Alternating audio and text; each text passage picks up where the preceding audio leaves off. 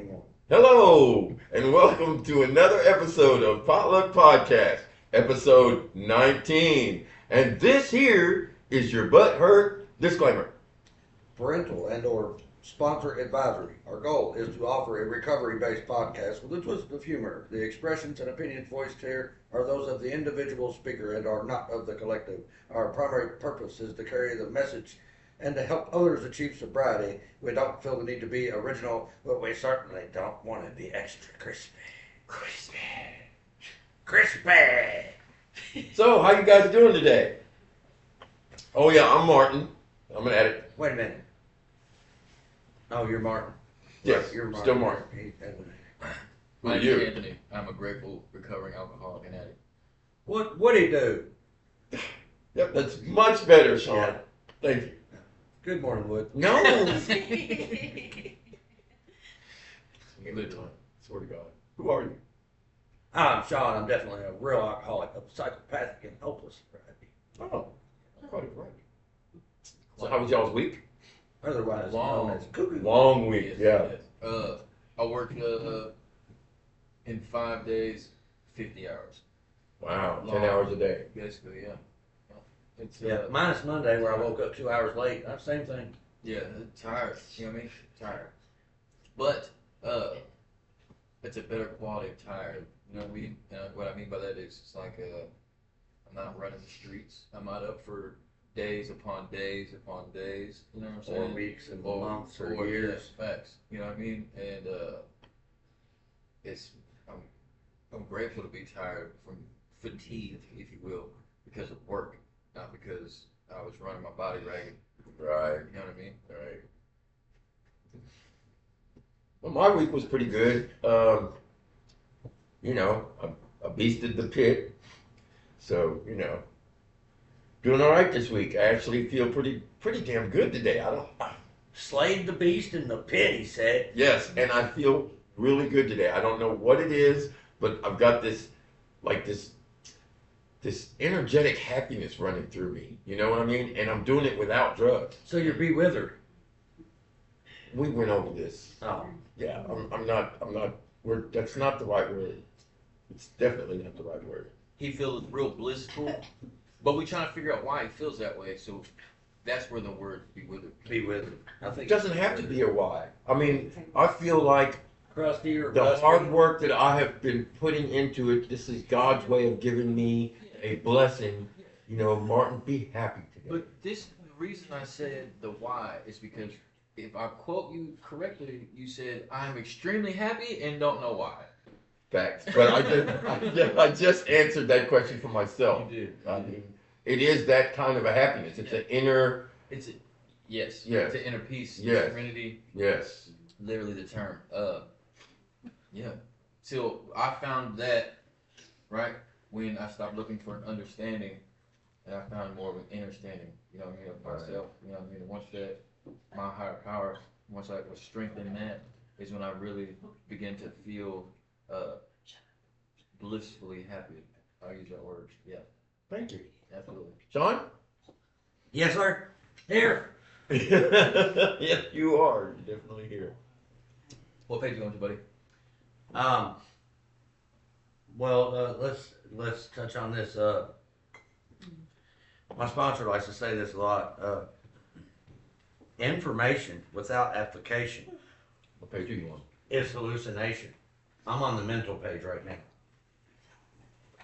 Yeah, No, this is just information that's been passed down. What this means to me, in my mind, is I can come into rooms and I can listen to everybody's suggestions and their experience and their strength and their hope on how they get sober, how they stay sober, and how they live in recovery. I can read this book, have it read to me, I can know it, and can be able to recite it front to back, or I can start in the back and read it backwards if I like.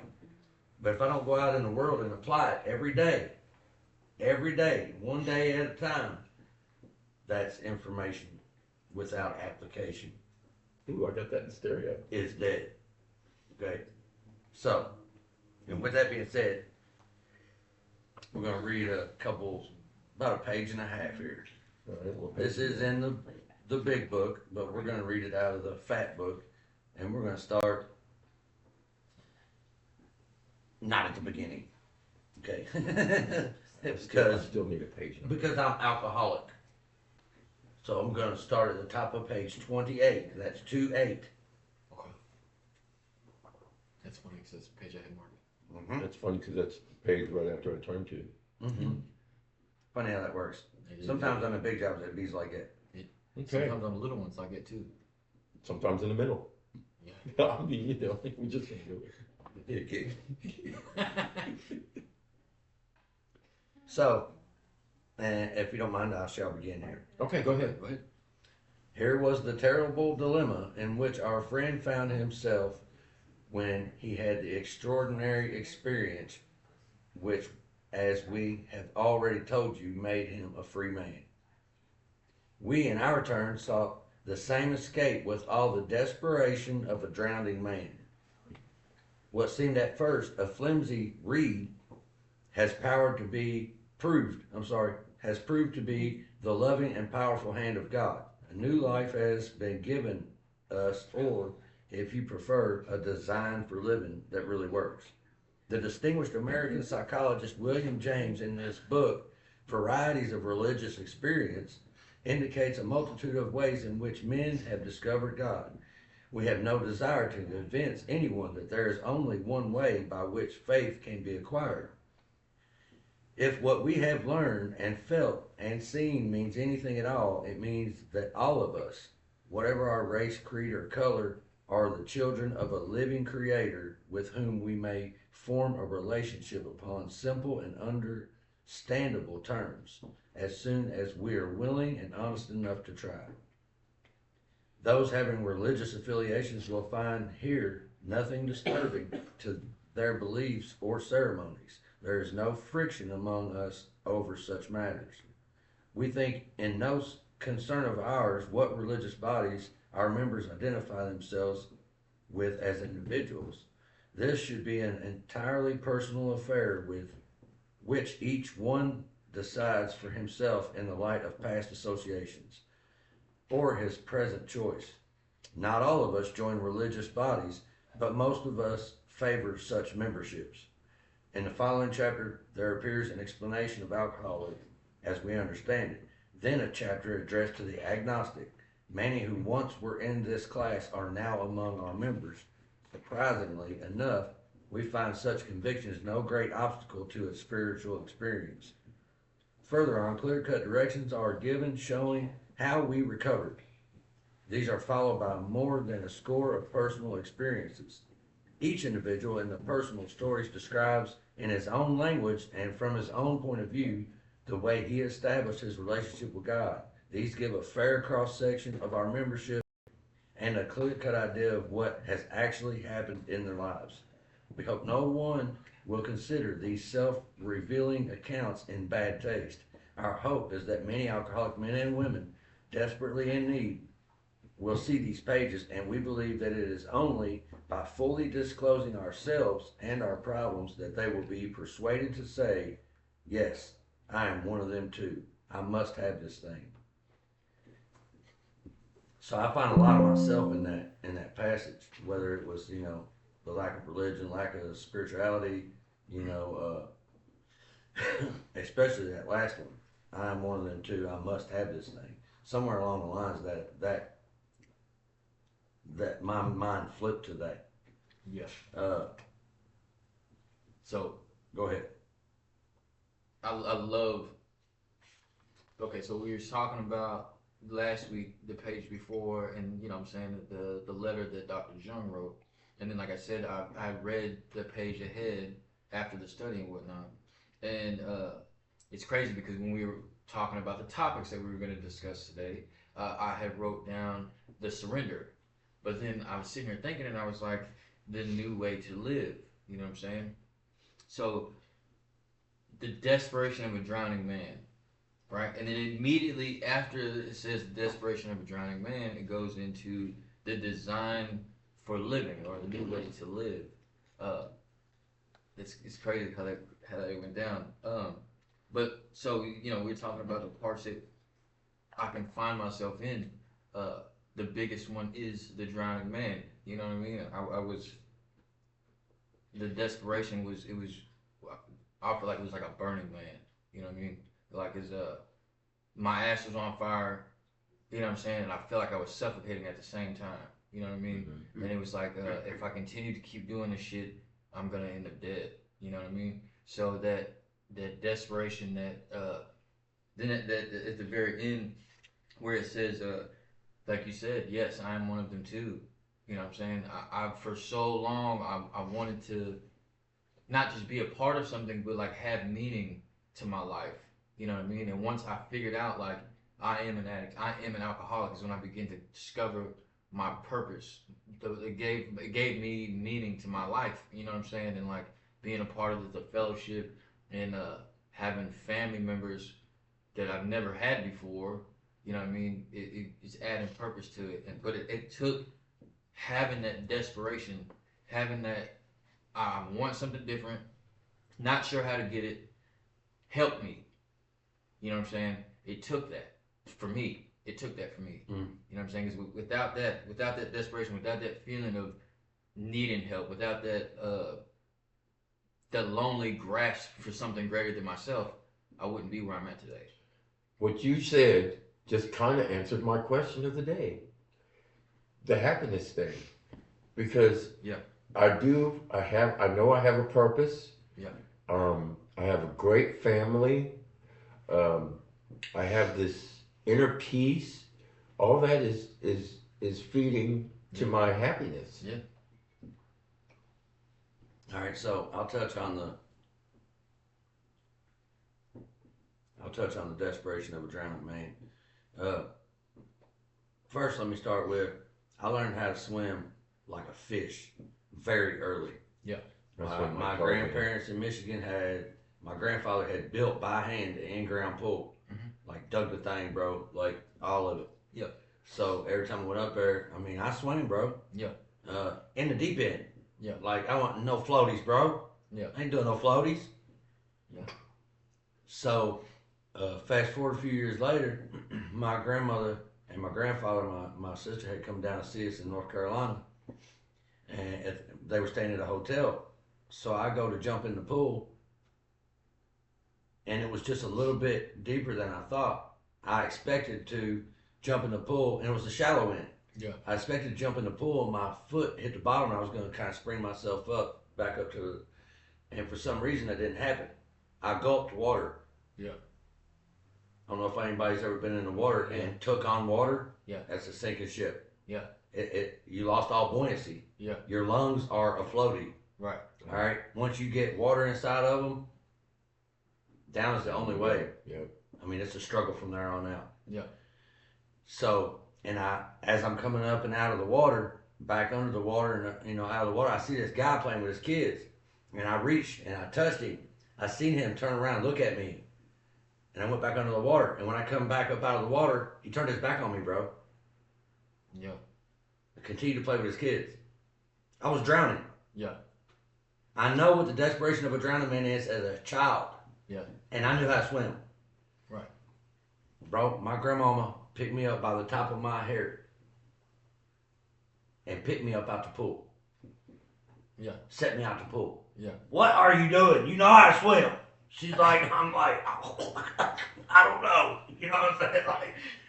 Like I'm not dying, dude. Yeah. So I definitely get that the whole when it says desperation or drowning man, I've absolutely experienced that literally. Yeah. To me, what that means today is that's how every day I must go about my recovery. Okay. On this right hand side of the fat book, this part is not in your big book. This is why the fat book is so highly recommended and strongly suggested, because it gives me an elaboration. It expands on that term, desperation of a drowning man. And on that right side, it breaks it down. It's like, this is how we must approach our problem. The problem of addiction, my problem of alcoholism, my addictive tendencies and personality, and also just my roundabout problems, because I don't know how to deal with problems when stuff don't go my way. You know, Yeah. like they said, the drugs and alcohol are but a symptom of my condition. You know, it's the toxic reaction I have to situations. Yeah. I'm the director of my own play. When it don't go according to the script that I have in mind, bro, it's nuclear meltdown. Yep. All right. So this is how we must approach our problem. God's first gift to us is desperation. And until I was desperate enough to have a different way of life, yeah, and to learn new ways to live, I was not going to grasp anything in this program. Yeah. You know what I'm saying? I was not going to be willing to implement this, apply this information to my life on a daily basis. Yeah. You know what I mean? And once I begin to do the small little things, you know, and then, like I've shared this in a meeting last week, somewhere along the line, I started to not be so sick in my own skin. Yeah. You know what I'm saying? Yes. I was started to be able just to accept myself. Yeah. You know, looking at and I'm like, man, what is this? Yeah. What is this feeling? I'm not used to this feeling. Yeah. You know what I'm saying? And that's why I say, like, I love myself today. You know what I'm saying? That's where I get that from. And then, you know what I'm saying, we're the desperation part of the situation. You know, I've said before, like, I had to have the willingness to ask for help. But for me, it was desperation. I don't like asking people for help. A lot of us don't. I didn't. I still don't, for real. Right. Now I'm more, you know what I mean? If I'm asking for help, I need it. You know what I mean? And if I know I need it, I'm going to ask for help. You know what I'm saying? So in this, when I got that point where I'm like, help me, I was desperate. That's where I got that from. I was desperate. You know what I'm saying? And until I was desperate, until I got to the point where I was desperate, I didn't have willingness for anything except for to get high. You know what I mean? That was my willingness. That's how I started. That's how it ended. But then now that I have this desperation to want to live differently, to live today, you know what I'm saying? Now I have the willingness to apply all this.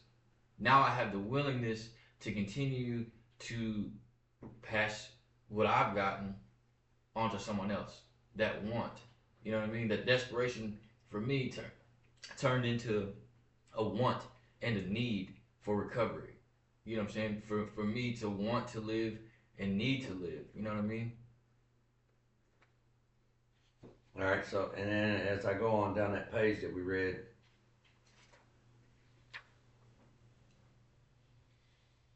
sorry, but I didn't mean to cut you off. No, you're good. All right. That the next to last line, well, the last whole line. Many who once were in this class are now among our members. Speaking of the agnostic or the non-believers, okay? Over here on that interpretation side, it is talking about, says here, Bill is referring to the agnostic, one who does not believe in God. There were very few early AAs that did not believe in God, the God of the good book, okay? So, and just before that, it mentions how the early AAs went back to church or joined one for the first time. Like I literally, I have joined a church. Like I am a church member. Yeah. That's big. It still sounds odd. Yeah. It still sounds odd me saying that out of my mouth. It really does. Yeah. You know what I mean?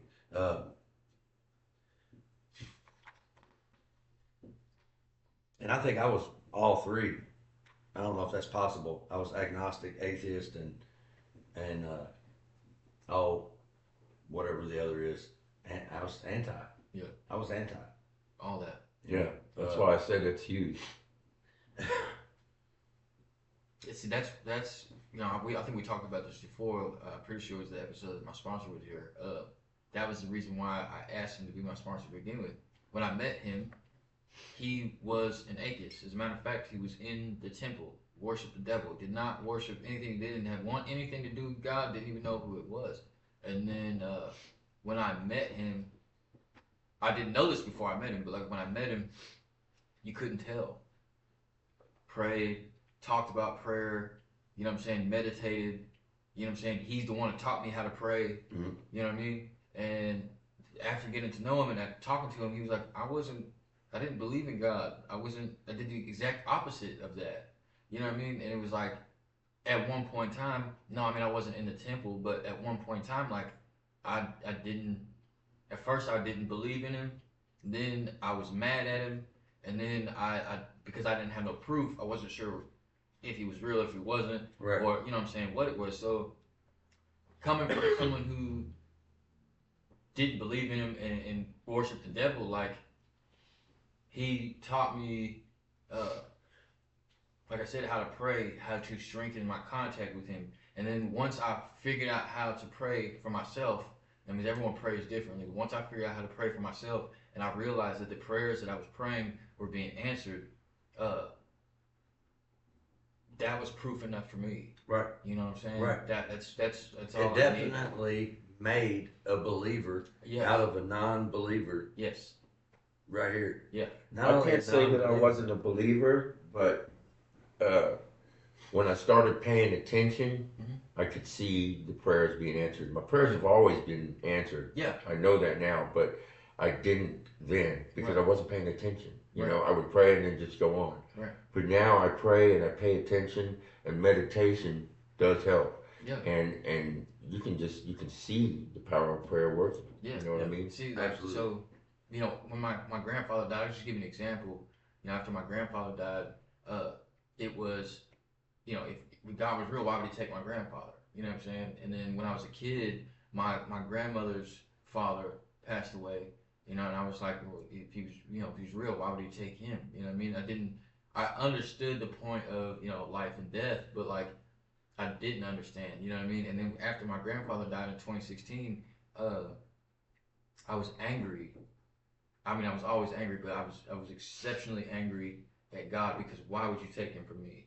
You know what I'm saying? Yeah. And then it wasn't until I really started praying because at first I told you this too. At first, when I was praying, I prayed to my grandfather. I didn't know who or what really. So I seen my grandfather. That's who I was praying to. But even then, like, it was a God of my understanding.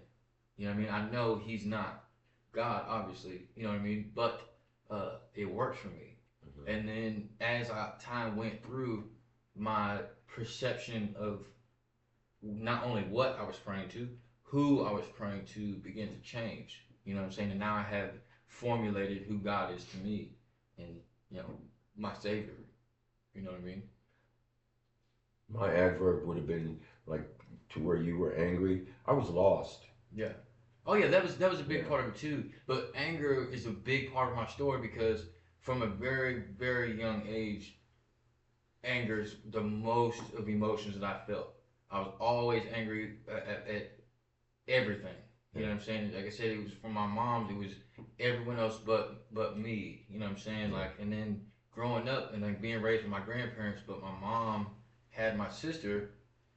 Did you not love us? Did you not want us? The abandonment, the feel of betrayal, like, you know what I'm saying? Yeah. All that. I was just angry. I was angry. Lost is another good word for it, but Yes. angry. I always just felt extremely mad about everyone. You know what I'm saying? Especially like, you know, being a kid, getting up, going to get on the school bus. You look down the street, you got kids getting put on the bus by their mom, by their dad, with their brother, their sisters, you know, and then I'm getting on the bus with my grandpa.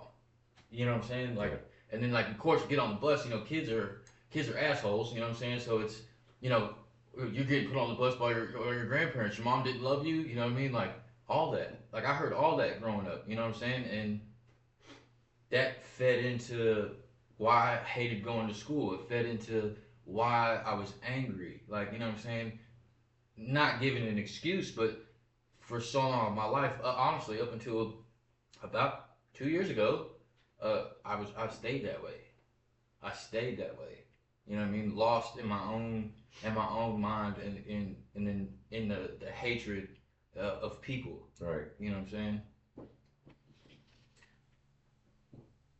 All right, so, and the next to last paragraph we read says each individual in the personal stories, it's referencing the personal stories of the first edition describes in his own language and from his own point of view the way he established his relationship with God. Okay, when I go over into that right side on the interpretation, it says this is referring to the personal stories included in the first edition. There has been a tendency by some readers to ignore the personal stories. Pause. Not only some readers, but even in the big book studies that I have attended, we read the 164. That's it. Don't. Yeah. I mean, Yeah. we just don't read personal stories in the back. It says, furthermore, with each new edition of the big book, the publisher, Alcoholics Anonymous World Services, aka AA approved literature. Yeah. That's as far as I'm going to go on that note. Yeah. Has removed more and more of the original personal stories and replaced them with other stories by AA members who had nothing to do with the original program, solution, or a spiritual experience. In fact, the term spiritual experience was removed and replaced by spiritual awakening. Reasonings unknown to me at this time. Then it goes on. The personal stories were written to let the readers learn how the pioneers had established their relationship with God. Pause again. So what that's telling me, maybe I'm diseased a little more than everybody else, but Disease. they removed the old timers from the big book. That's crazy. You know what I'm saying? Like, we don't need the old timers. Mm-hmm. The original OG old timers. We don't need the OGers. Experience, strength, and hope. That's crazy. I mean, I find it, and then just stop, Sean. Okay, continue. Well, before you continue, what I gathered from just that last part of it, so I do know that whenever they wrote the big book, it was a group effort. It wasn't just one person writing and another person sitting there with him. It was a whole group that sat down and put the book together. And the reason they did that was for they didn't want it to be political and in any way religious. Mm-hmm. Though it is spiritual, it wasn't supposed to be, and that's why I was, me and you were talking about this last night, Sean, but it was, you know, they talk about God, yes, but if you notice, there's no, like, reference to, I'm going to use my God, for instance, Jesus Christ or Allah or Buddha or anything like that, because it's not a religious book. It's Right. spiritual. Right. You know what I mean? Because that's what we're fighting. It's a spiritual warfare. You know what I'm saying? That spirituality. For me, I feel the reason they did, I don't agree with it. I'm not saying they're right for doing it because I disagree. You know, I learned from a lot of old timers who have learned from the old timers before them, who's probably learned from the old timers before them, and it just keeps going back like generation to generation. But I feel that they felt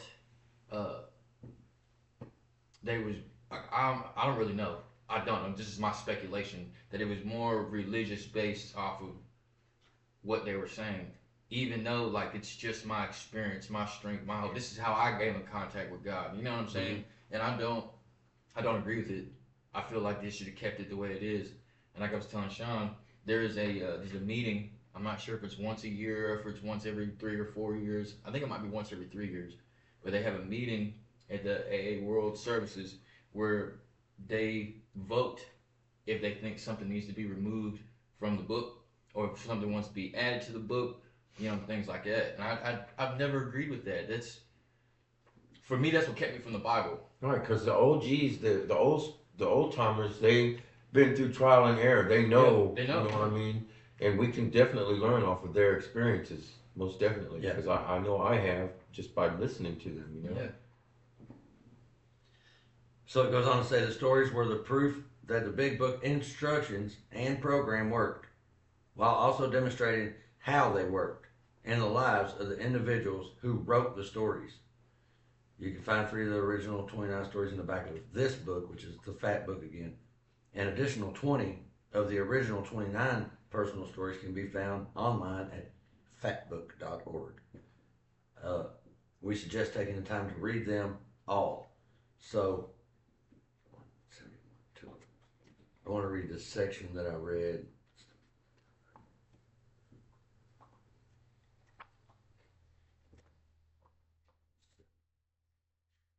Hold on, 171? Yeah, somewhere around there. Yes, this is in the big book, I believe. Uh, it's at the end of Doctor's Nightmare. On it. Yeah, 180. 180, not on it.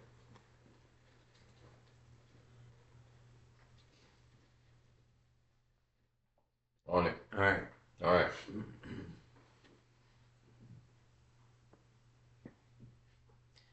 At the top of 180, this is the Doctor's Nightmare. This is the last 2 pages of the Doctor's Nightmare. Maybe one day we'll read the whole thing, but we're going to go with this right now. Okay. It was June 10th, 1935, and that was my last drink, he says.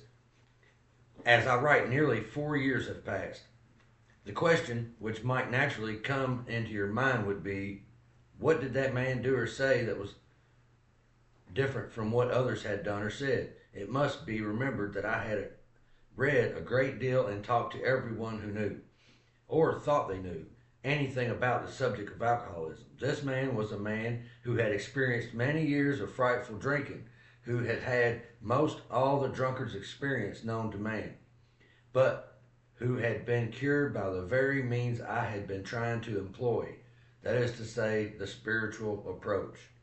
He gave me information about the subject of alcoholism, which was undoubtedly helpful.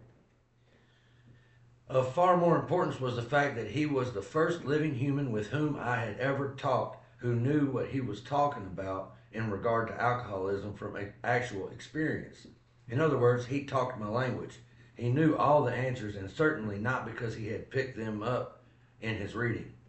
It is a most wonderful blessing to be relieved of the terrible curse with which I was afflicted. My health is good, and I have regained my self-respect and the respect of my colleagues. My home life is ideal, and my business is as good as can be expected in these uncertain times. I spend a great deal of time passing on what I learned to others who want and need it badly. I do it for 4 reasons. 1, sense of duty. 2, it is a pleasure. 3, because in so doing, I'm paying my debt to the man who took time to pass it on to me. 4, because every time I do it, I take out a little more insurance for myself against a possible slip. Acronym for slip, sobriety lost its priority. Unlike most of our crowd, I did not get over my craving for liquor much during the first 2.5 years of abstinence. It was almost always with me, but at no time have I been anywhere near yielding. I used to get terribly upset when I saw my friends drink, and I knew I could not. But I schooled myself to believe that though I once had the same privilege, I had abused it so frightfully that it was withdrawn. So it doesn't behoove me to squawk about it, for after all, nobody ever used to throw me down and pour any liquor down my throat.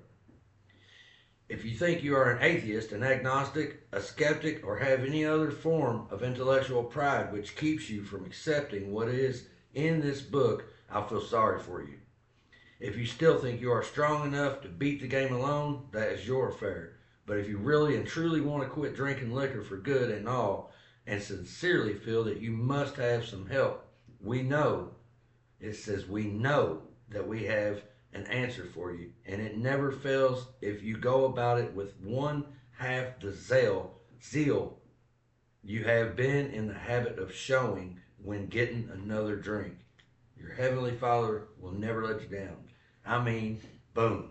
Yeah, and that right there says a tremendous amount, because what I've just been through and everything. Mm-hmm. Said individual, I can do this on my own. Yeah. When I first met them, and it did not work. No. It did not work. And I know for me, there's no way I could have done it on my own. No. I mean, I am so grateful to have had the opportunity to possess the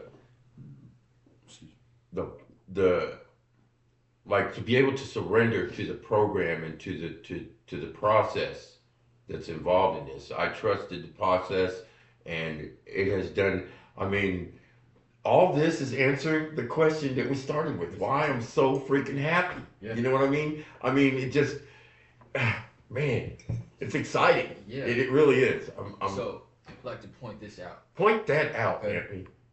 It says, I did not get over my craving for liquor much during the first 2.5 years of my abstinence.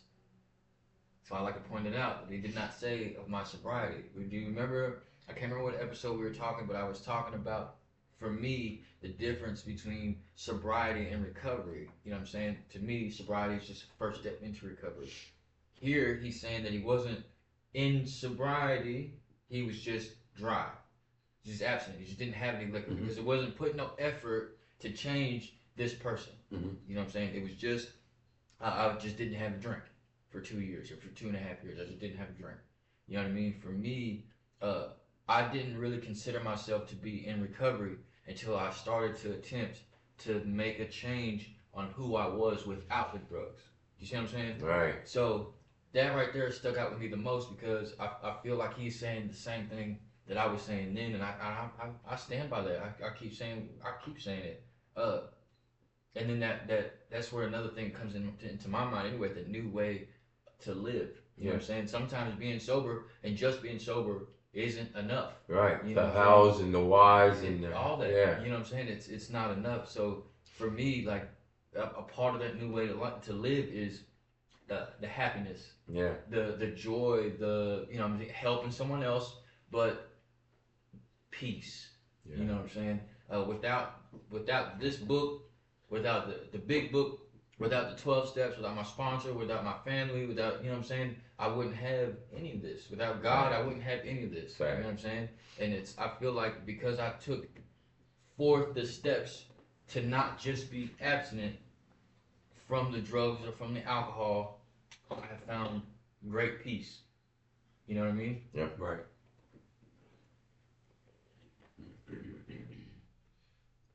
Dr. Bob's Nightmare is in the big book. I remember that last. Yeah, it's right here. Yeah, I can't remember what page it's on. Probably the same page it's on right here. No. No. No.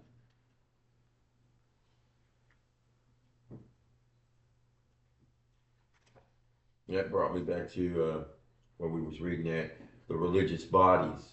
You know, God desires relationship with us and for us to be in fellowship with others. Religious bodies are fellowships. You know what I'm saying? For me, the spiritual part of that is something that helped me immensely in this program. You know what I'm saying? Yep.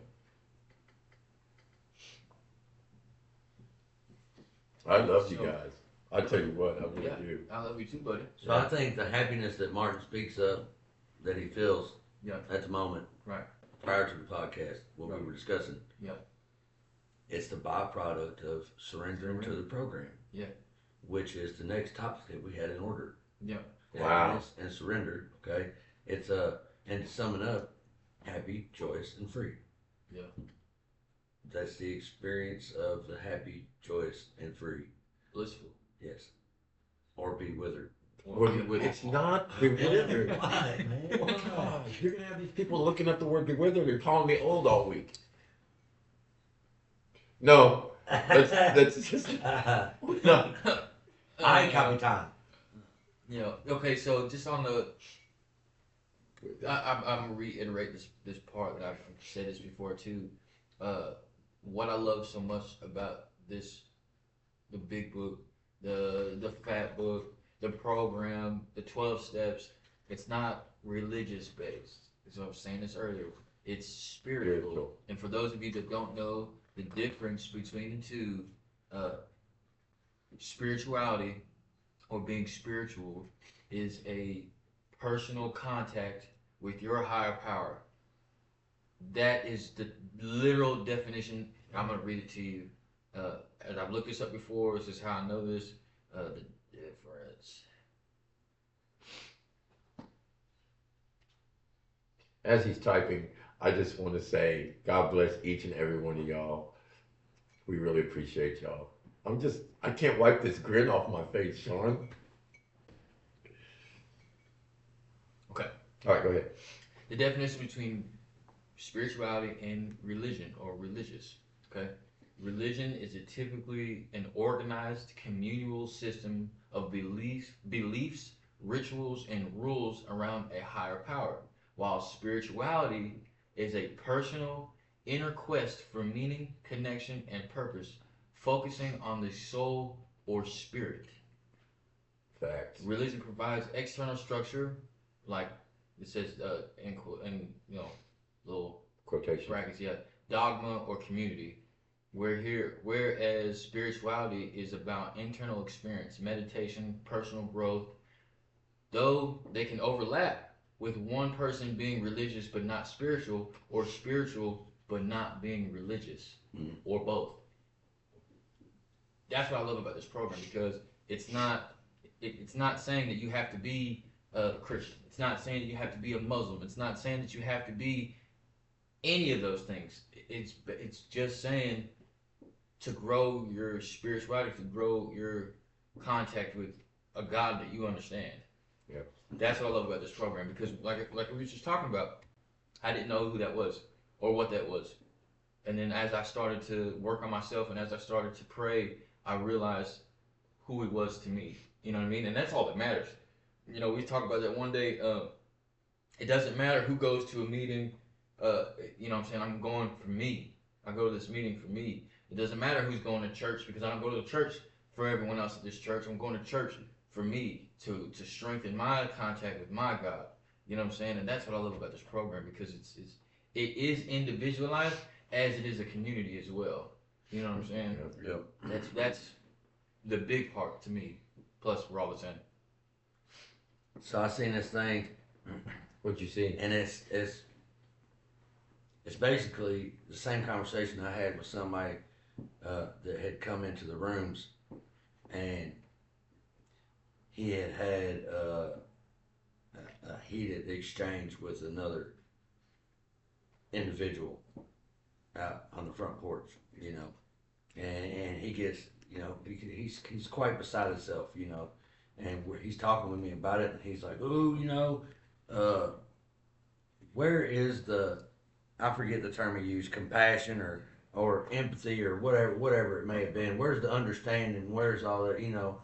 And I turned around and told him, I said, "Look, man," I said, "Yeah, I got to remind myself what kind of place it is that I'm attending and what the attendees are that are attending with me. You know, this is a place of sick individuals, okay? We're coming here for treatment. We're not treated. Yeah. You know, we don't come in here healed. Yeah. You know, we're coming in here for healing. Yeah. I'm not going to come and receive compassion. Right. I'm here to give compassion. I'm here to, you know, well, I see this thing and it says, dude's sponsor tells him, "You're not here to be loved, comforted, or understood. You're put here to love, comfort, and understand." And that's basically the almost the exact conversation I had with this guy. And this was, okay, so in a couple of days it'll be 15 months, okay? So this was 10, no, this was 11 or 12 months ago. It was almost a year ago I had this conversation with a guy. Yeah. You know what I'm saying? It's just kind of, yeah. When you just come into the program, man, and it's all predicated on the level of surrender, the level of acceptance, and the level of willingness that I'm willing to give. You know what I mean? Yeah. The way this stuff just comes in waves. Yeah. You know, or you can get it one pearl at a time. Yep. You know what I mean? It's $1 million program, and we get it one nickel at a time. Yep. You know. Yeah, I see it like. It's amazing to me that when you actually start to really pay attention to what's being said in the rooms and not the messenger, you know what I'm saying? And once you start applying what's being said in the rooms to yourself, once you start applying the principles and the steps, and like once you actually start applying things to your daily life, I think it was you, Sean, that said something about it's more than just spitting a cold piece. It's more than just, they're more than just one hitter quitters. You know what I'm saying? It's more than just that. Like once you start applying these things to your life, like there's a reason that they say keep coming back. Yeah. You know what I'm saying? There's a reason that they say all these, phrases and all these things because it's like they work. They work. You just have to apply it. Yeah. And it goes back to that information without application. You know what I'm saying? Like if I can go to a million meetings. I can hear all these different things. I can quote all these different things back to you. But if I'm not applying anything of what I'm hearing to my life, then I'm not doing anything. Right. You know what I mean? And it goes back to that abstinence thing. You can buy the ingredients, but you have to put them together to make the meal. Right. Yeah. Absolutely. Absolutely. The cake don't bake itself, bro. Yeah. That's right. Yeah. It takes all those things. So it's like, once you really I'll stop saying you. Once I really began to apply all of these different things that I was learning in the rooms and through the steps and through my sponsor and through others, I'm going to use the word false, but I don't mean false. I'll say fails. Through their trials and tribulations, their fails. You know what I'm saying? I began to find that understanding and able to, grow. Understanding. Really. I like that word. Yeah. Man, y'all, I just come across something. You're gonna have to tune in next week because we're gonna break down the promises. I know we read page 28, but we're gonna fast forward and warp speed it, and we're gonna break down the promises with the fat book, Yeah. bro. Okay. That sounds good. Bro, What page is that? 83. 83, Oh, bro. that's where I'm at. It's Yeah. Crazy. Okay. How ironic. Right. What are you doing on my page?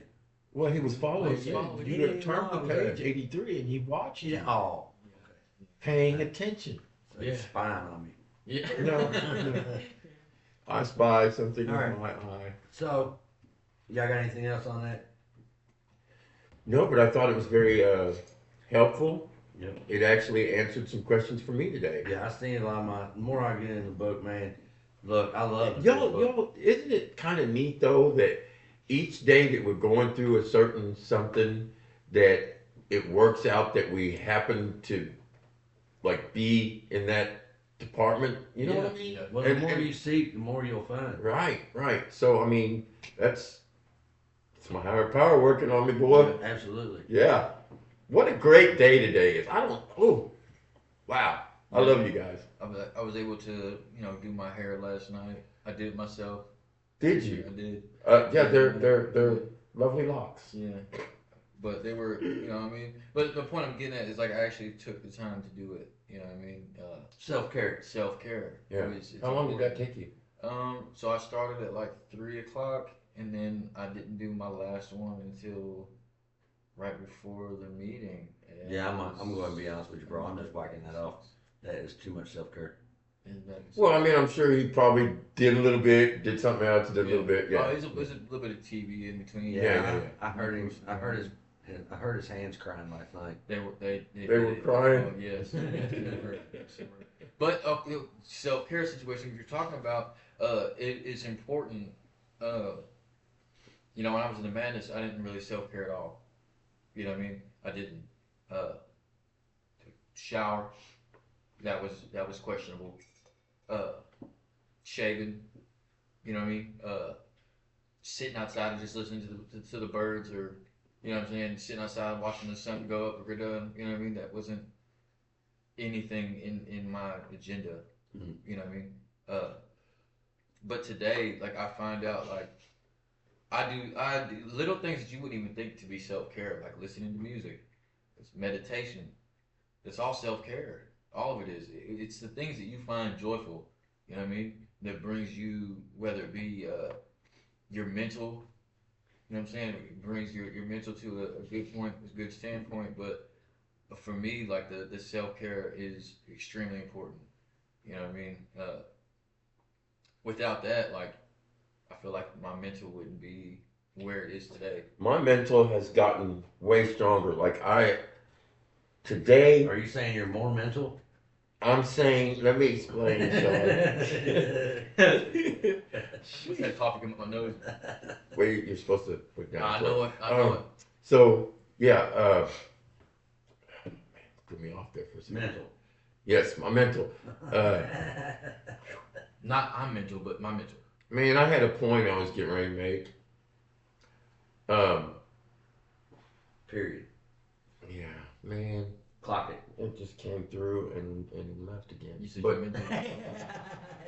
huh? You said your mental is stronger. Yeah, it is.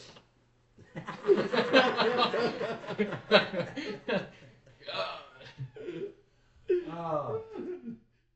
Yeah. Stronger, huh? Yeah, Okay. stronger. Yeah.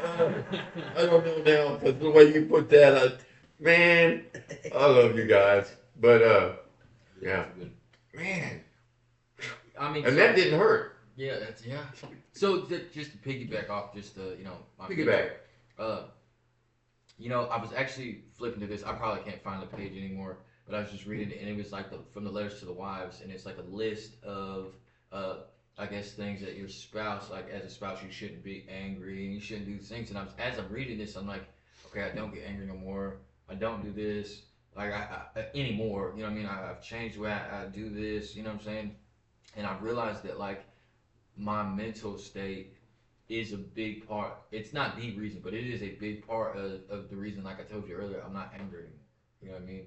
God delivered that from me. He took that from me. You know what I mean? Like it takes a whole lot for me to get really like angry. You know what I'm saying? It takes a whole lot. So, but I feel like that also has to play in the fact that like my mental state, like things can happen to me, and especially if something bad happens to me, I used to ask myself, why me? You know what I'm saying? Like, I get into, I get into the car, I'm driving on the road, flat tire, and I'm like, why me? You know what I'm saying? Today, I can be driving down the road, and instead of asking why me, you know what I'm saying? It's why not me? You know what I mean? And it's that psychic change, that complete change of perception, that complete change of like, why is this happening to me? Like now I'm grateful that this happened to me. You know what I'm saying? I'm able to do something about it, whatever it is. So that right there is another big part of who I am today, because I'm able to see things in a different light, as to where before it was just all darkness. There was no light. You know what I'm saying? Right. Like, And, yeah, because the bad things that happen, you can't say why me. You have to say, like you said, why not me? Because there's a lesson there. yeah. You know what I'm saying? I'm an Aries. I'm hard-headed.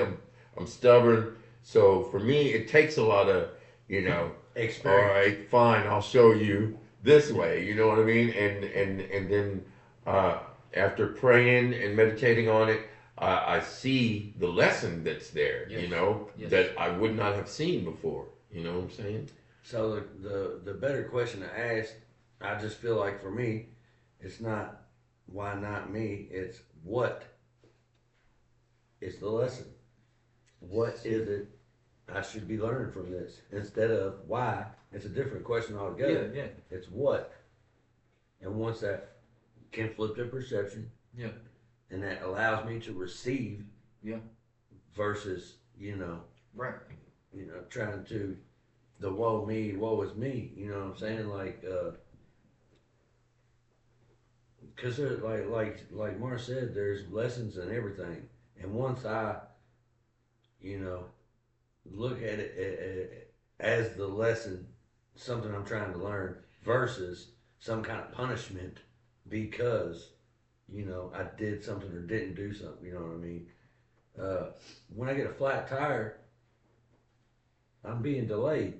Mhm. There's something else up the road. Yeah. You know what I mean? Yeah. And it's just like you said, it's the perception. Yeah. You mentioned the anger. Yeah. Well, rewind a little bit. We was at the counter talking about other chemical dependencies. Yeah. Love. Yeah. Anger. When we experience these, there's a chemical release in our brain. Right. You know what I mean? Right. It's a mind mood altering substance. Yeah, I It's just said not that. That physical. was me. We just don't.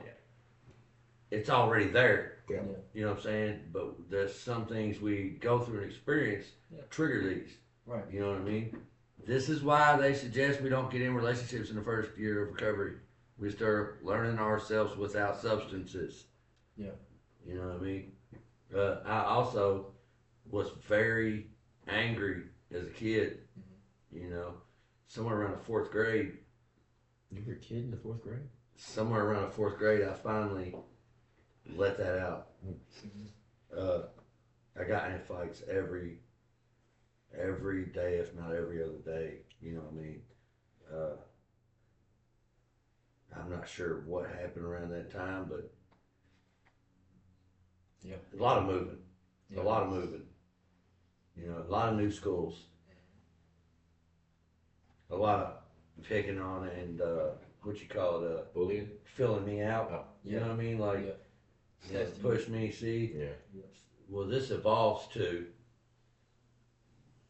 It got to the point where I would go to a new school and I would ask the kids, "Who's the baddest kid?" Yeah. We'll go ahead and get this out of the way now. Yeah. You know, I feel it. because it was coming. That's how. I Yeah. already know it's coming. Yeah. Let me go ahead and get ahead of it. Yeah. You know.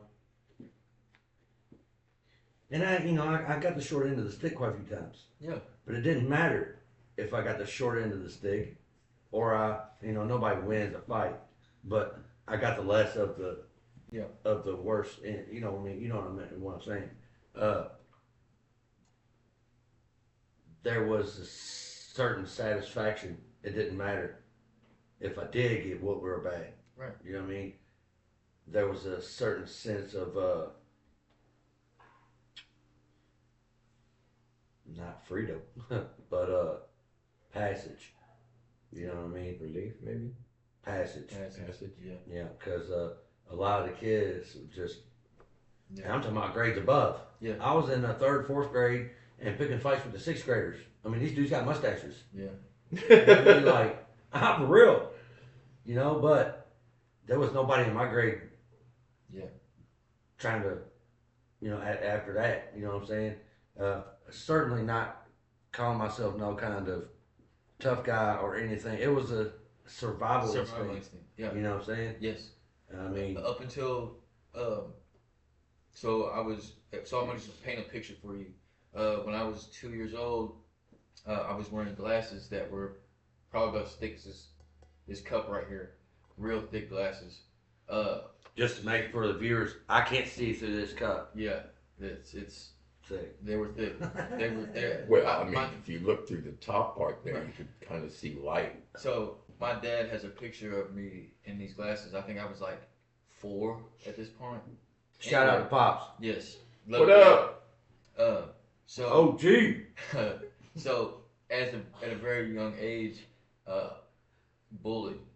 You know what I mean? And it wasn't until I stood up for myself, and then I too, you know what I mean? I would get ahead of it. Like now, instead of you picking a fight with me, I'm gonna pick a fight with you. You know what I'm saying? We're gonna get this out the way.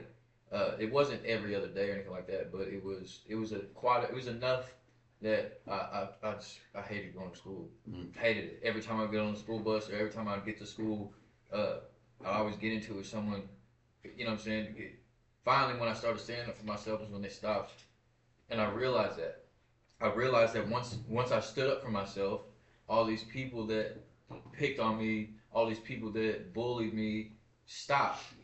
You know what I'm saying? So now that I see that you're not gonna bully me, come here. You know what I'm saying? You're not gonna keep doing that shit to me. And it wasn't until then when I realized like it's a survival thing. That was gangster right there. Come here. That's facts. That's exactly how it was. Get over here. And then as I got Come here for a older, minute. and then as I got older in like high school, you know, the bullies, I would beat them up. You know what I mean? Like I don't like being bullied. I don't like seeing someone else bullied. Now I'm gonna do something about it. You know what I'm saying? The teachers ain't gonna do nothing about it. The principal's not gonna do nothing about it. The police officer that's downstairs ain't gonna do nothing about it. I will. You know what I'm saying? And then again, not saying Show that I'm, my age. We didn't have cops in school back in my yeah. day. You know, but not saying that, like you said, I'm not saying that I'm a badass or nothing like that, but it's a survival thing. I had no choice. At a very young age, I learned how to fight, and I had to. You know what I'm saying? So it's you know, now seeing it like I don't have to fight today. I mean, I fight for my life. You know what I'm saying? Because I choose to live today. I don't choose to die. But other than that, like, I don't have to fight. I don't have to put my hands on you. I don't have to cuss you out for real. I don't have to do any of that. Just to reiterate how I'm not a Get tough coffee guy. through a straw. Look, Yeah, I it's a learned little sicky thing. I learned a lesson early on about picking on people. I can only recall like 2 instances really where I may have been picking on somebody. Mhm. I'm not gonna describe the way the kid looked or nothing, you know what I'm saying, but I was making fun of the way he looked. Hey, little buddy straight whooped me, dude, in the breakfast line. Yeah. Like before I even knew what happened. Yeah. Alright? Never expected it. Alright? So, and also, we was on the playground one day, and there's these 2 little blonde cross-eyed girls twinning in the neighborhood. And I said something, picking on them. I'm tell you what, she whooped the fire out of me, dude. Yeah. She whooped the fire out of me. I mean, so slung me all over the place, bro. Yeah. You know, I learned my lesson, you know what I'm saying? I just don't pick on people. And like you were saying, I tended to, I don't know, I was more like in the middle of the accepted pack, you know what I'm saying? Yeah. I wasn't outcasted, but I wasn't accepted, you know what I mean? It's kind of where I was too. Well, you know, and I gravitated towards the kids that were not. Yeah. You know what I mean? Made friends with the ones that had no friends. You Yeah. know, and then I got the other ones looking like, well, what are you doing? You doing talking to them We for? friends for him for. You know what I'm saying? Like, you know, and so yeah, I kind of did.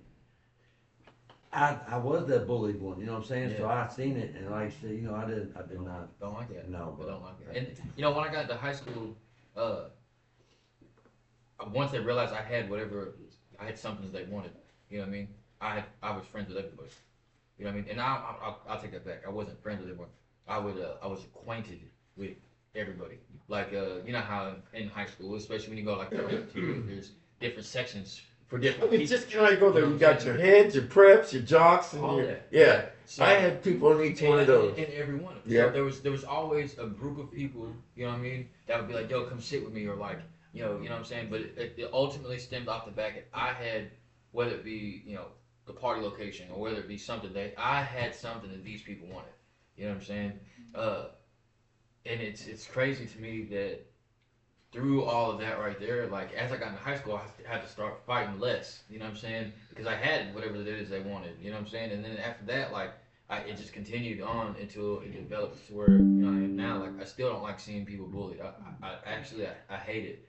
I had a friend who committed suicide because he was bullied. You know what I'm saying? And I don't like it. Mm-hmm. You know what I mean? It can really damage someone's mental, especially as a kid or even a teenager in high school. Like it can really mess with your mind, and I didn't like it. And I think that's where, like when I started using, I was like 9 years old. You know what I'm saying? So my mind's already warped at that point, and then you're bullying me on top of it. You know what I'm saying? So my mind, like, I'm still healing from that. You know? Yeah. Awesome. Martin. Shine. Martin. Ready. I don't even know how to do it with those. Well, what do you do? What would you do? Go to a meeting. Yeah, facts. Sean Stradamus? All right, yeah. I don't know about Sean Stradamus, but Sonicals? it's not really a shortened thought, okay? Oh, wait a minute now. That's mine. You have to take Sonicals. All right, right. It's not really a shortened thought anyway, but Yeah, you're right. It's just I kind of man, I used to be real big into sports. Like Oh, here I we was go. a big like I could spit stats out. You know what I'm saying? I knew everybody's jersey numbers, all this stuff, what colleges they went to, you know, all this stuff. Okay. Well, I've laid off of it. All right. And what's come to mind is the ridiculous amounts of monies that colleges and professional sports takes in. Mhm. And as I was thinking about that, then I think of how much it costs for one to go to college. Yeah. Like, why does it cost so much to go to college, to a college that makes so much money off of the sports? Mhm. Shouldn't it cost less? Right. Right? Right. I mean, just with the basketball tournament alone, Yeah. I mean, dude, that's a lot of money, bro. Yeah. That's a lot of money. Yeah, absolutely. They finally begun to allow students to get some money. Yeah. You know, make money. Yeah. All right. While playing. Right. So you think of professional sports, you got the players, the coaches, the owners, you know, the league itself. Yeah. You know what I mean? All this money they take in. And then we have homeless. Wow. To compound that, we have homeless veterans. Yeah.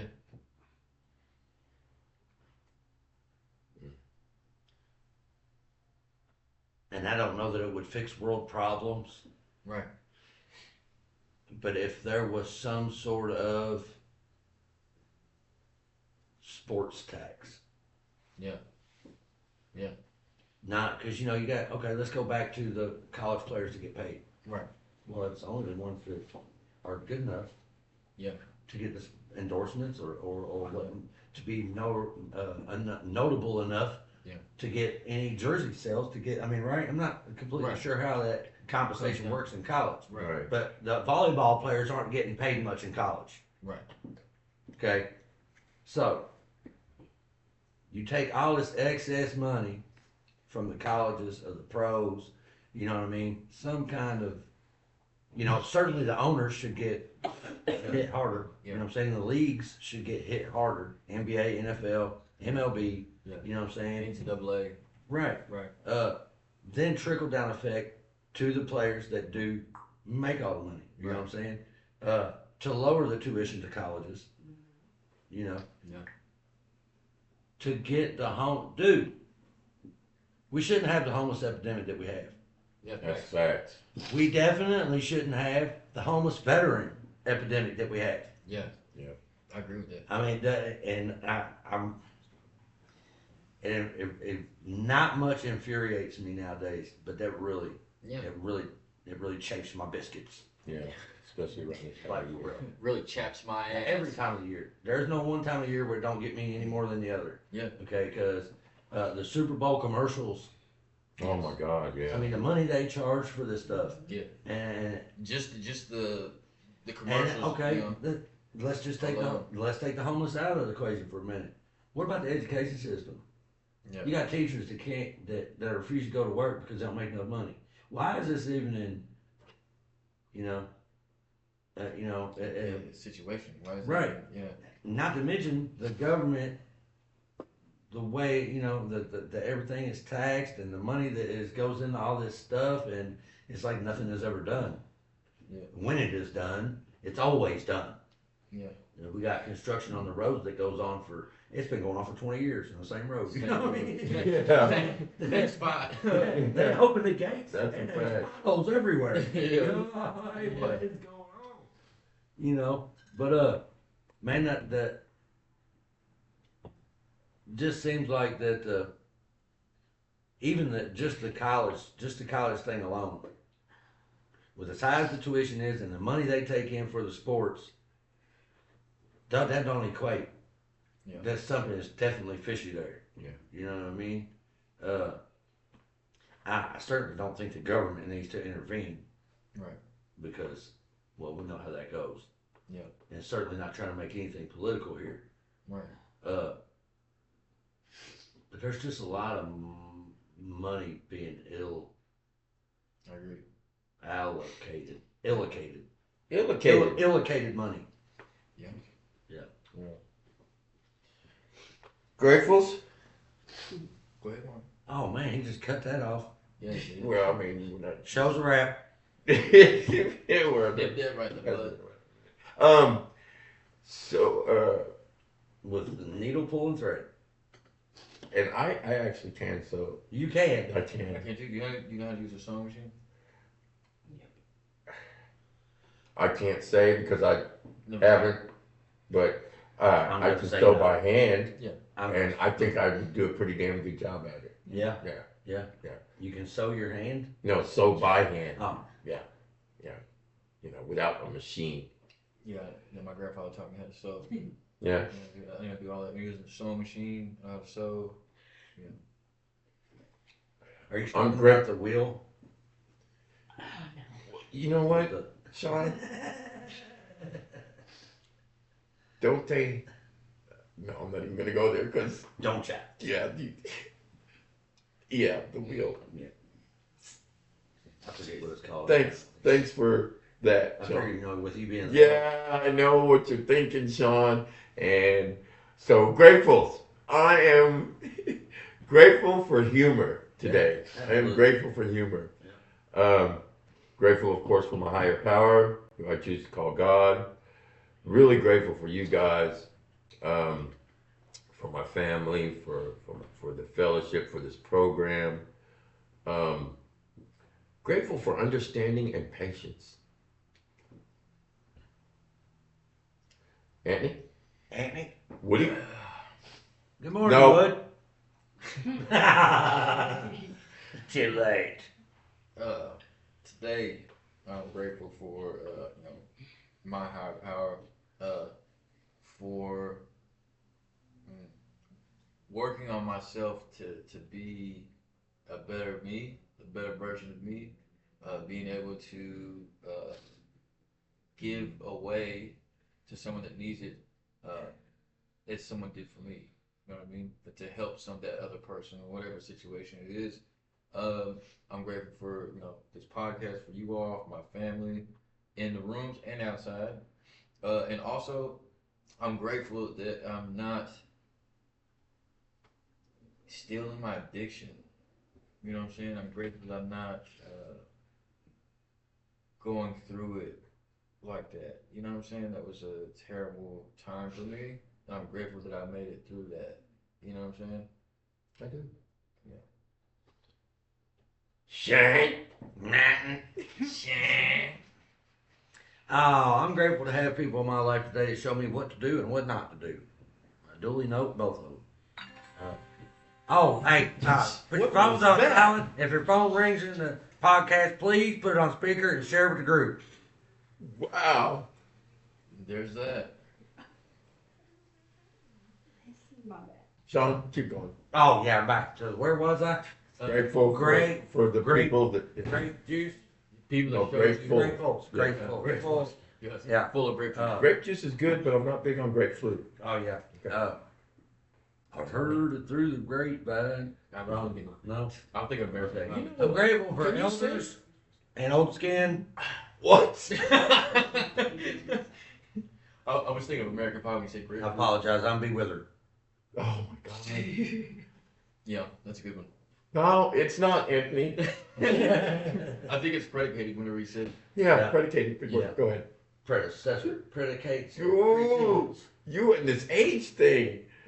Grateful. I am grateful. Grateful for you, Martin. I love you, Grateful Sean. for you, Woody. Grateful for you too. Yeah. Love you guys. Grateful for the live audience we recorded in front of today. Grateful for you, the viewer. You, the viewer, keep coming back and Like, give me some gratefuls, like and subscribe. Yes, please Sure. comment, like, and Comment. subscribe. Like and Comment, subscribe. And comment. we love you. We love you. love you. Peace out. Yo, breaking up. Hit me later. Oh, Bye. yeah. Hit it. Hit the button.